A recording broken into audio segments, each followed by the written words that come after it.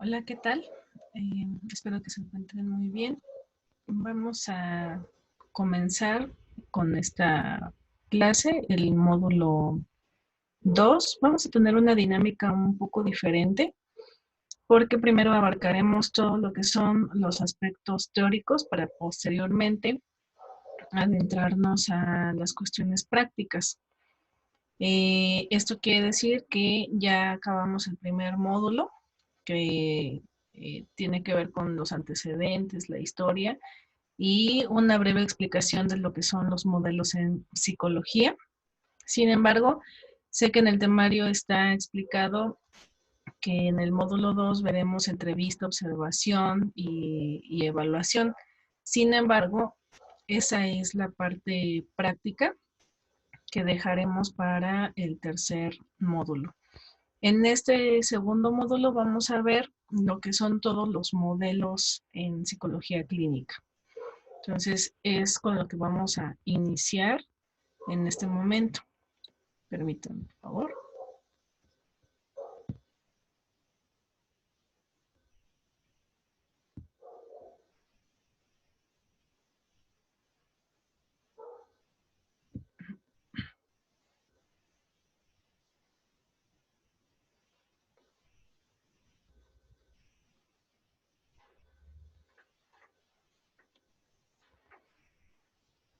Bien, vamos a hablar un poquito acerca de lo que es la intervención clínica. Una vez más, recuerden que hay material adicional para complementar cada una de las clases que se vayan desarrollando. Bien, en psicología clínica, pues por lo regular, como vimos en el módulo anterior, cuando alguien conoce a algún psicólogo o estudiante de la carrera, lo primero que se les viene a la mente, ya sea en broma o en serio, pues es decir o preguntar que cómo es la persona, qué es lo que está pensando, o quieren que uno los evalúe de alguna forma y de manera inmediata.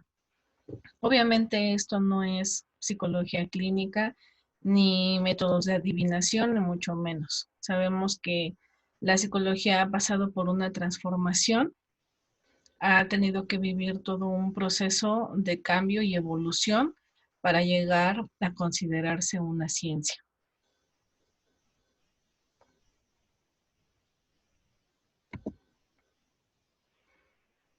Bueno, si le preguntáramos a alguien si conoce lo que es un psicólogo clínico, lo primero que se le viene a la mente es un consultorio. eh, se les, eh, Se imaginan a una persona muy seria atendiendo a personas mentalmente enfermas o locas. Y bueno, en el mejor de los casos, a personas es un término que se utiliza pues como también lo vimos en las primeras clases, pues está basada en diferentes definiciones. No hay una de manera concreta ni la más acertada que pueda dar una definición precisa de lo que es la psicología clínica.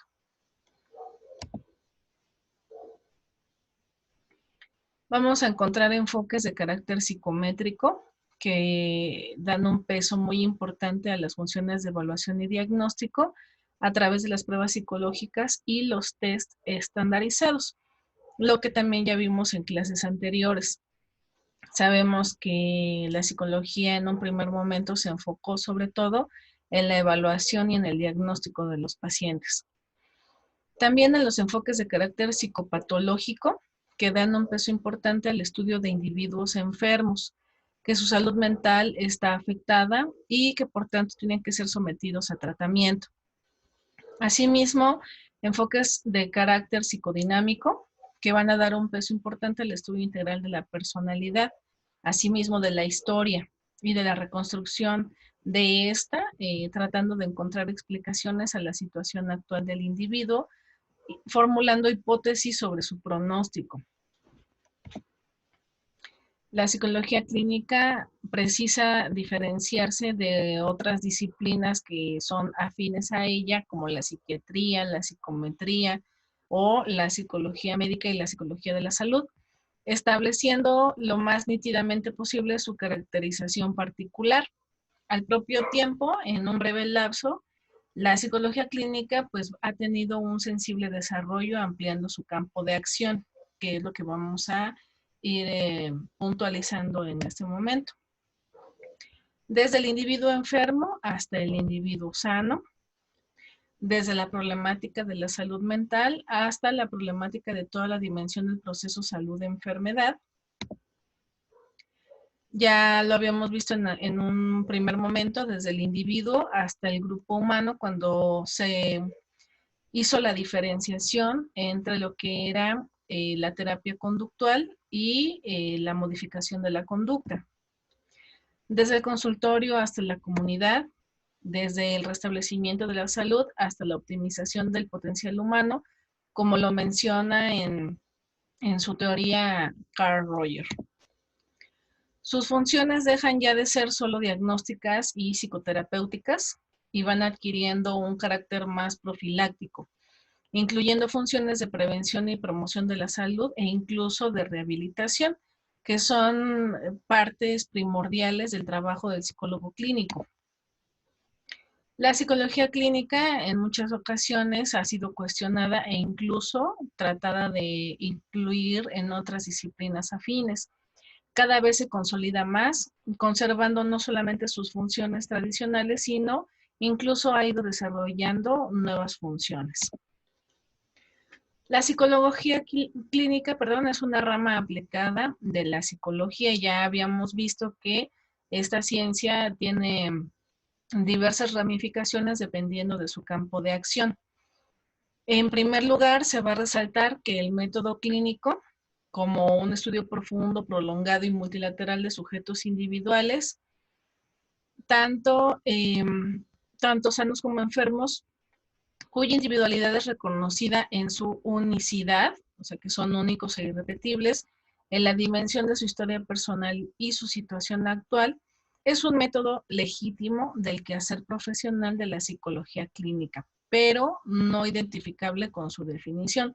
Ya hemos también hecho hincapié en que es un poco complicado definir exactamente cada una de las áreas, que más bien tienen que ver, se van a definir a sí mismas por los objetivos que cada una de ellas esté intentando alcanzar. Al conceptualizar la psicología clínica, se parte de concebirla en tanto rama aplicada de su ciencia madre, esto quiere decir la psicología. Una ciencia, para ser conceptualizada en tanto tal, presupone la existencia de un aparato conceptual. Entonces debe de tener sus propios conceptos. Debe de estar provista de su lenguaje, de un lenguaje propio que le permita explicar su objeto de estudio, asimismo de diferenciarse de disciplinas que son afines a ella. De igual modo, debe haber una diferenciación en cuanto a la forma de abordar y de explicar los fenómenos de los que se va a ocupar. A la psicología clínica no le basta con las acciones empleadas con independencia de su valor práctico real, sino que se presupone un punto de partida teórico que no excluye, sino que por el contrario presupone la formación de una concepción del mundo y de la profesión del propio psicólogo clínico. Esta debe incluir toda una serie de conceptos, leyes y regularidades, las cuales van a explicar el funcionamiento del psiquismo, o sea, de la mente humana. En la formación del psicólogo clínico, sin embargo, ocurre un peligro que es real o verídico cuando éste profundiza de manera abstracta en las reflexiones y especulaciones sobre el funcionamiento psíquico del hombre, apoyándose en el aparato categorial que determina la corriente de pensamiento psicológico, presuponiendo que su dominio es el fin último de la ciencia psicológica. Que a final de cuentas este es un error en el que, bueno, si se puede considerar error, en el que han caído muchos autores, considerando su propia postura teórica como la que va a dar respuesta y la que se va a encargar de marcar lo que exactamente es la psicología. En este caso, la psicología clínica, pues no puede definirse solamente por una corriente de pensamiento teórico, sino que es importante tomar en cuenta y en consideración diferentes aspectos del ser humano e incluso formas diferentes de abordaje en cuanto al psiquismo. Al hacerlo, pues obviamente separa estas reflexiones del hombre real concreto, que es en quien en última instancia se objetiviza y materializa, dándole sentido real el más acabado modelo teórico. O sea, nos vamos a pasar de una persona real con una situación verídica que está viviendo en carne propia a tratar de objetivizarla y de materializarla en una cuestión teórica. Vamos a tratar de encajar ese, ese mundo real del individuo hacia una postura teórica, lo cual pues va a terminar tergiversando de cierta manera el objeto de estudio. Es por ello que en la formación del psicólogo clínico se va a insistir mucho en el carácter aplicado al hombre concreto, real, que es en última instancia la razón de las acciones profesionales del psicólogo clínico. O sea, no vamos a trabajar solamente con las teorías, sino vamos a tratar de adaptar las teorías a la problemática del individuo, no al revés. No vamos a tratar de encajar en ningún momento al individuo en una sola postura teórica, porque finalmente cada persona viene con una situación diferente que no necesariamente se va a poder abordar desde una sola perspectiva teórica. Se evita el academicismo extremo. ¿Qué quiere decir esto? Pues que no se va a utilizar un lenguaje demasiado técnico con las personas. Tiene que haber un lenguaje flexible y adaptado. Esto obviamente pues conduce a un profesional rígido. No se le va a explicar a la gente algún concepto teórico o metodológico porque pues en realidad esto no le interesa a la gente que llega a consulta, sino le interesa que la manifestación de su problemática sea escuchada, entendida y resuelta. Y se trata de insistir en la formación de un profesional pues, que esté sensibilizado con los problemas reales que enfrenta el psicólogo clínico en su práctica profesional con personas, sin subestimar la importancia de sus problemas para su dignidad humana y bienestar con independencia de apariencias. Entonces, es muy importante la sensibilidad en todo momento al momento al momento de tratar a las personas que llegan a la consulta. ¿Por qué? Porque estamos tratando con seres humanos, estamos tratando con personas. Entonces, vamos a recordar que antes de desplegar todas nuestras teorías, nuestros conceptos, tenemos que escuchar, tenemos que ser empáticos. Bueno, concebir a la psicología clínica como una rama de la psicología que se apoya en presupuestos teóricos y metodológicos de su ciencia madre, que es la psicología. Pero al mismo tiempo su carácter distintivo es precisamente su carácter aplicado, es decir, la práctica. Y su campo de acción van a ser los seres humanos concretos con sus aspiraciones, sus frustraciones, vivencias, creencias, éxitos, fracasos y bueno, toda la serie de problemáticas que pueden estar cursando al momento de acudir a nosotros, derivados tanto de su historia personal como de su situación actual. Entonces, se toma en cuenta toda la problemática global con la que llega el individuo, pero no solamente en el momento de la consulta, sino puede ser ya a una situación que viene del pasado. Por eso hablamos de la historia personal, en donde es muy importante hacer uso de las herramientas metodológicas para la obtención y la captura de los datos, de la información, como son la observación clínica y la entrevista clínica también. Estudio integral de individuos y grupos humanos. Esta afirmación va a dar un peso importante al enfoque psicodinámico. Más adelante veremos lo que es el modelo psicodinámico. A la consideración del estudio de la biografía individual de personas concretas y a cómo la misma puede ayudar a comprender qué pasa en el aquí y ahora de un individuo. Y bueno, difícilmente se va a poder explicar cómo funcionan los grupos humanos o comunidades e incluso las sociedades enteras si no se puede llegar a conocer al aspecto humano, pero en la parte individual. Entonces, primero, antes que adentrarnos en la generalidad, debemos de enfocarnos en la particularidad, ya que debemos de tener pues un sentido amplio de conocimiento de lo que es el individuo para poder adentrarnos en su entorno y en la convivencia con otras personas, cómo es el desarrollo de este individuo en su núcleo social. En la práctica académica se insiste mucho con los futuros profesionales en que existe una necesidad de profundizar en el conocimiento de los individuos, de sus mecanismos y regularidades psicológicas. Esto sin excluir, eh, necesariamente incluyendo al individuo que más está obligado a al menos intentar conocer y explicar, o sea, él mismo. Y esta tarea es algo que siempre debe estar presente en toda su vida profesional, aunque pues obviamente nunca se va a llegar a complementar. Uno nunca termina de conocerse, todo el tiempo estamos en constante cambio.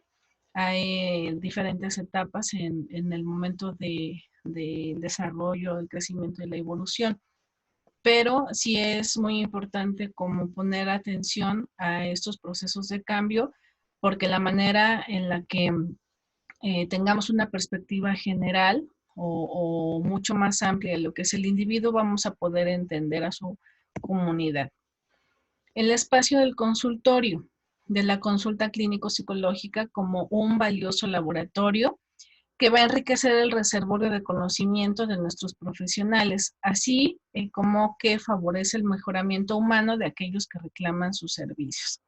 Entonces, el consultorio es un aspecto muy importante dentro del área de la psicología porque es ahí en donde se desarrolla esta comunicación, este entendimiento, este aprendizaje, la escucha activa hacia las personas que llegan a nosotros. Bueno, pocos espacios físicos y humanos permiten la toma de conciencia de los problemas y las vías de acción a seguir ante estas situaciones problemáticas como son el consultorio individual. ¿Por qué? Porque es un espacio en donde se supone debe existir calidez e intensa relación humana, cara a cara, que se produce entre una persona que viene con una situación problemática y el profesional competente, en especial en este contexto, así como la escucha y comprensión de una manera auténtica, sin invadir su individualidad. Esto es una parte pues bastante complicada porque finalmente como profesionales de la salud mental y emocional eh, debemos estar libres de prejuicios, ¿no? No podemos estar juzgando a toda persona que llega al consultorio. Siempre debe tratarse a la persona bajo la idea y la premisa de que la situación con la que llega son situaciones ni buenas ni malas. Siempre con este trato amable, cálido, empático, para que la persona se sienta en confianza y pueda abrirse, pueda darse la oportunidad de exponer su problemática y así de alguna forma encontrar una solución a lo que ella está requiriendo. Esto pues es cosa poco frecuente, casi inexistente en la vida diaria. ¿A qué se refiere esto? Pues a esos espacios físicos. Es muy difícil encontrar un espacio físico que nos pueda transmitir todo eso. A lo mejor si tenemos un lugar preferido dentro de nuestro hogar o si tenemos algún lugar hacia donde ir, pero un espacio de reflexión cálido y de contacto humano, pero solamente en este nivel, pues es poco frecuente. Por eso es muy importante poner especial atención en dónde se va a atender a la persona. También en este caso, al asumir posiciones absolutistas y de defensa del tradicional consultorio, pues se va a correr el riesgo de perder la objetividad. O sea, tampoco es que el consultorio sea exactamente lo más importante. Sí es necesario que tanto el terapeuta como el paciente se sientan cómodos, se sientan en confianza. Sin embargo, nosotros como profesionales de la salud es importante que seamos flexibles. No siempre se van a tener los espacios físicos adecuados ni las circunstancias más favorables. Entonces, nosotros debemos actuar de una manera flexible, debemos de ser adaptables ante las circunstancias y los medios con los que contamos. Y aquí lo más importante y lo que hay que destacar siempre es el recurso humano, el profesional que mantenga su calidez, su empatía, su contacto con los pacientes. Esto siempre va a ser lo más rescatable. Y bueno, el consultorio sabemos que es un espacio que está adecuado a las necesidades y a las circunstancias que se suscitan en ese momento para poder brindarle a los pacientes ese, ese contacto y esa calidez. Sin embargo, también debemos de considerar pues que es un espacio irreal, ficticio.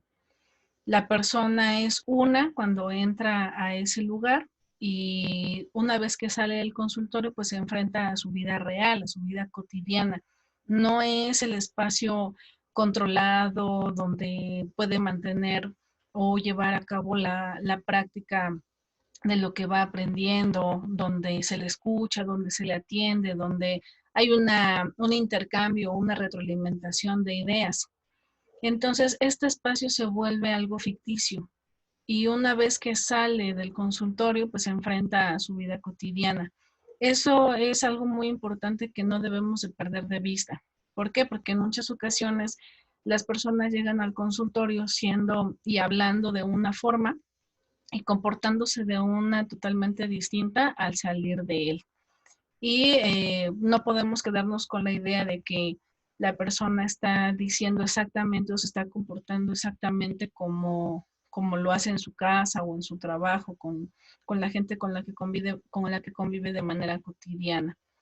Son algunas de las adversidades con las que nosotros como psicólogos nos tenemos que enfrentar.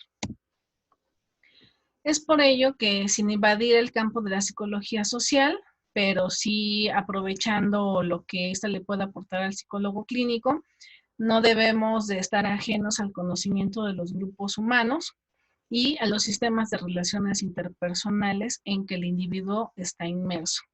Entonces debemos de conocer algunos aspectos que se refieren a la interacción de estos grupos sociales, los cuales configuran de manera significativa en uno u en otro sentido, no solo muchas de sus pautas habituales de comportamiento, sino incluso el contenido de sus pensamientos y la calidad de sus vivencias.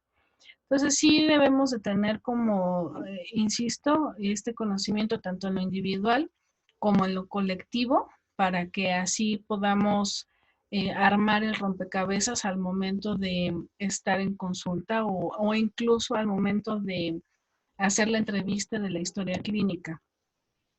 Una buena cantidad de psicólogos clínicos ha ido desplazando sus intereses a esferas tan importantes para el ser humano como son la familia y la comunidad, asignándole un papel esencial en la salud humana, porque finalmente las personas no viven solas, sino tienen un continuo intercambio, ya sea con su familia o en los grupos sociales a los que pertenece, en el trabajo, en los clubes, en el gimnasio, etcétera.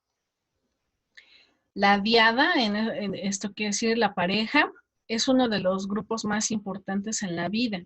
Y podemos afirmar que la casi totalidad de los problemas a que hace frente a un psicólogo, pues tiene que ver con esta relación o no relación con el otro. La diada no se refiere solamente a la pareja sexual, sino puede ser a lo mejor un lazo muy importante, un lazo emocional importante como eh, padre, hija, madre, hija, eh, abuelos, amigos. Entonces, no es nada más enfocado a la pareja sexual o sentimental, sino a, a los pares, a eso, esa es como la relación que llega a presentarse con más frecuencia dentro del consultorio psicológico.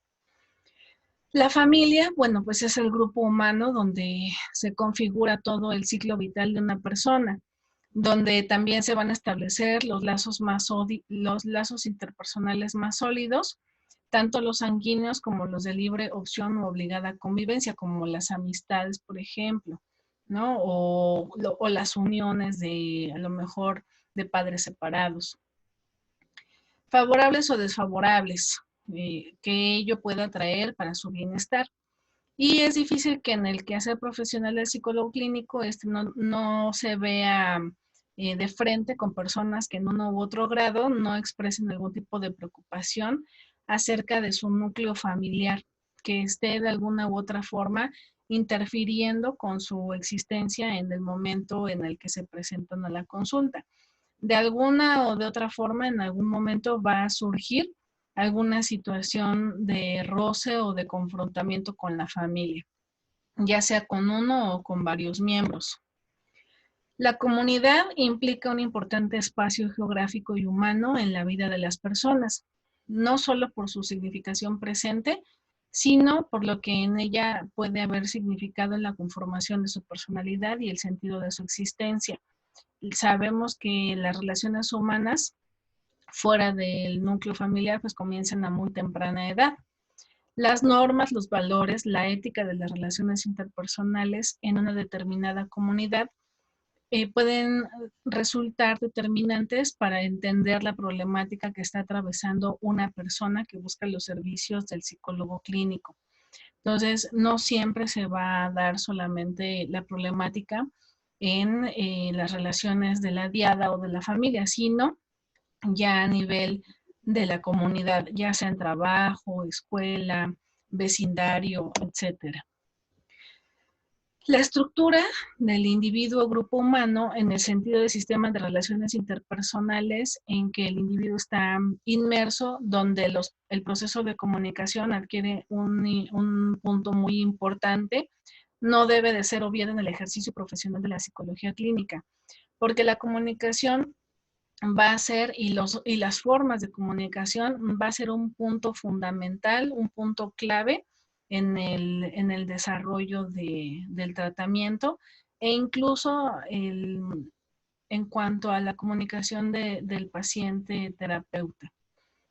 Por ejemplo, una persona que no sabe o le cuesta mucho trabajo expresarse o eh, hacer claras sus ideas y manifestarlas de manera verbal, pues va a tener mucha más dificultad para la resolución de sus conflictos. Por el contrario, bueno, pues es imposible y tal vez ingenuo ignorar que el grupo humano en cualquiera de sus expresiones referidas es el medio natural en donde construye cada individuo su realidad concreta. Entonces, sabemos que las personas nos construimos desde diferentes rubros, desde diferentes posiciones, que más adelante vamos a ir viendo más a detalle. No es solamente desde la pareja o desde la familia, sino somos mucho más complejos que eso y la comunicación es un punto importante para el desarrollo humano. Una aproximación a la conceptualización de la psicología clínica implica que este estudio integral de individuos y grupos humanos se realiza a través del empleo de técnicas psicológicas, ya que son importantes que todas las funciones que realiza un psicólogo clínico lo haga apoyándose para sus funciones en el amplio arsenal que tenemos de recursos y que se ofrecen dentro del área de la psicología. El psicólogo clínico debe dominar la técnica de la entrevista, de la observación, de las pruebas psicológicas y el experimento. En este caso, bueno, lo que nosotros vamos a abordar en este semestre se refiere a la entrevista, a la observación y a algunas pruebas psicológicas. Y bueno, son algunos ejemplos de los múltiples recursos metodológicos que se tienen dentro del área para la evaluación y la intervención dentro de esta materia, que además nos van a permitir pues diversas acciones útiles para el ser humano. Para que la psicología ofrezca la posibilidad de eficacia en el quehacer cotidiano, es imprescindible antes que todo un profundo compromiso, tanto personal como profesional, con esta ciencia, que de no existir, pues haría bastante frías y carentes de eficacia cualquier acción que se quiera implementar. Recordemos que es muy importante la calidez, la empatía, el entendimiento, el acercamiento cara a cara con el paciente, porque estamos hablando con un ser humano. Es importante el dominio de la entrevista como una vía insustituible de interacción cara a cara con otro ser humano. A través de la entrevista, pues vamos a obtener mucha información. Es una herramienta sumamente importante dentro de nuestra área de la salud. Las técnicas de observación que ofrecen una traducción a través de su expresión externa de lo que va ocurriendo en el mundo interno de las personas, es decir, una introspección, las situaciones experimentales y de laboratorio, preferentemente en ambientes tan cercanos a los naturales como sea posible, que esto es algo que no vamos a llevar a la práctica, pero sí la parte de observación. Esto también es muy importante en la primera fase de evaluación y diagnóstico de un paciente. Y bueno, las pruebas psicológicas que cuando se utilizan de manera responsable y consciente, del alcance de sus alcances y limitaciones, pues nos van a aportar nos van a aportar importantes datos, ¿no? Nos van a dar importantes datos, información fundamental y valiosa para poder marcar una línea de tratamiento en la práctica clínica.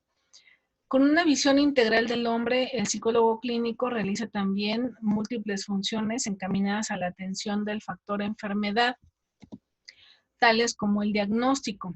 Para eso hacemos uso de todas las herramientas que ya mencionamos, excepto la de experimentación. Aquí no podemos experimentar. Experimentamos cuando a lo mejor estamos en una fase de investigación. Sin embargo, sí es muy importante tomar en cuenta lo que es la entrevista, la observación y los instrumentos de medición o en su defecto pues nada más de análisis. Aquí pues no se trata de etiquetar a las personas o a los pacientes, sino de dar una respuesta a las interrogantes. Quizá el individuo va con diversas preguntas acerca de quién es realmente, cómo y por qué es, quién es, qué factores en su vida han contribuido a ello y cuáles contribuyen o no a que sea así de esa forma en la actualidad. También, pues, en qué medida ello contribuye a su estado de salud, que esta es una pregunta muy importante. Ya habíamos hablado en el módulo anterior que en los primeros momentos de la psicología se estaba tomando en consideración solamente el aspecto de la conducta. Sin embargo, vemos con Albert Ellis que el pensamiento es un aspecto fundamental dentro del desarrollo de los padecimientos en cualquier individuo, ya que los pensamientos van a desencadenar una emoción y una acción. Entonces, aquí esta pregunta de en qué medida ello contribuye a su estado de salud, yo le agregaría de su estado de salud general, pues es algo que podemos responder a través de estas herramientas. ¿Con qué recursos cuenta para enfrentar su vida en general y su situación de salud actual en particular?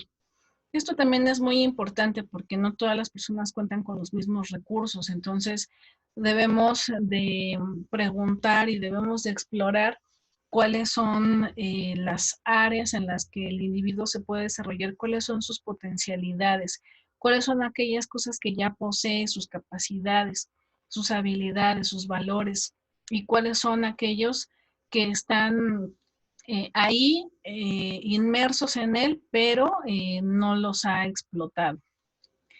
Y bueno, tantas otras interrogantes que pueden permitir caracterizar a un individuo y establecer unas hipótesis bastante plausibles, tanto de sus potencialidades reales como de hacia dónde dirigir la intervención psicológica. por lo regular, dentro de las intervenciones psicológicas, pues vamos a tratar de explotar aquello que ya posee para que surja a la luz aquello que no ha podido, de lo cual no ha podido echar mano el individuo.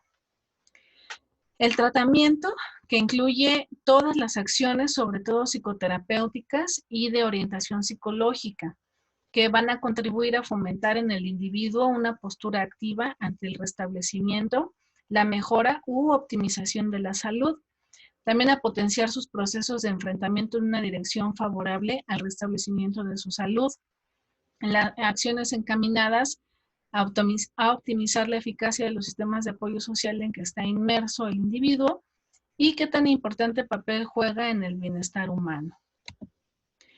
Por último, la rehabilitación, la cual implica acciones psicológicas sobre individuos cuyo carácter distintivo es el ser portador de limitaciones físicas y o psíquicas de carácter irreversible, por lo cual son tributarios de acciones psicológicas encaminados a integrarlos a la vida cotidiana, tanto como sus limitaciones se lo permitan.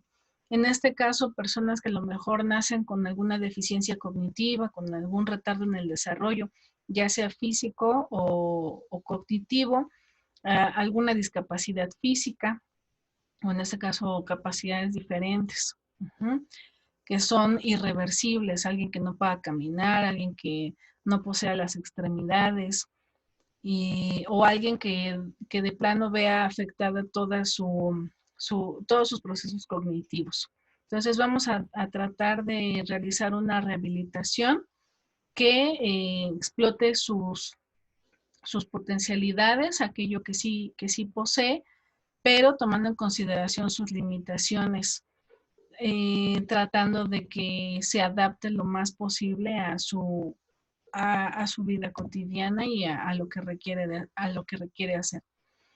El propósito último de la psicología clínica, una vez enmarcado su campo de acción, pues va a ser optimizar la interacción del individuo con su medio en función de sus potencialidades reales.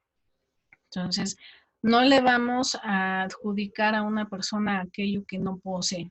Vamos a enmarcar y vamos a explotar aquello que es evidente, de lo cual ha echado mano, y si vemos que hay recursos de los cuales no ha explotado, no ha tomado para salir avante, entonces, de ser posible, vamos a verlo como un área de oportunidad y de desarrollo para la persona.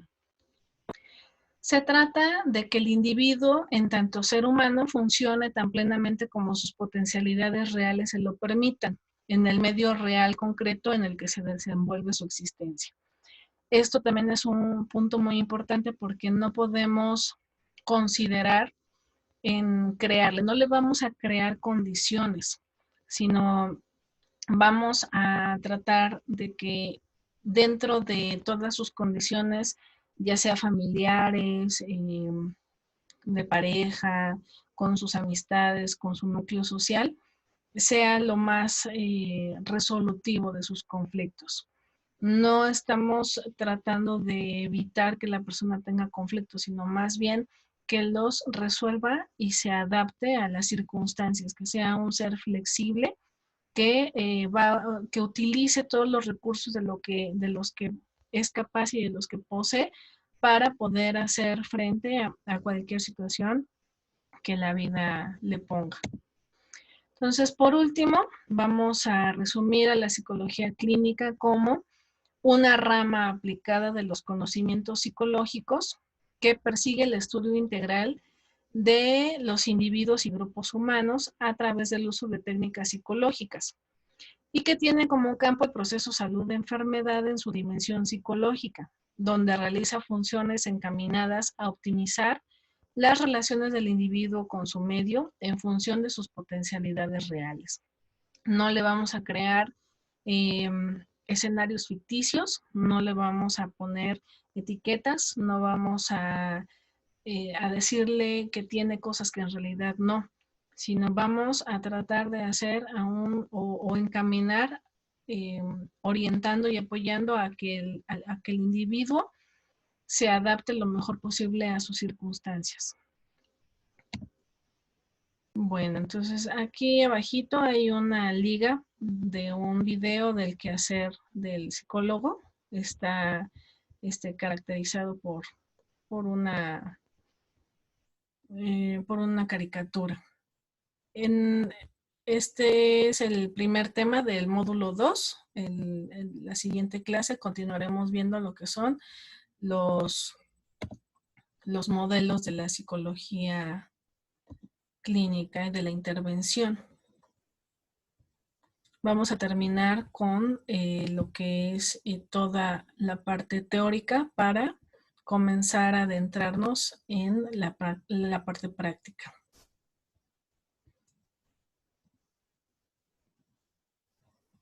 Recuerden que existe el material de apoyo para que puedan complementar todo lo que se vaya viendo en las clases. Gracias y hasta luego.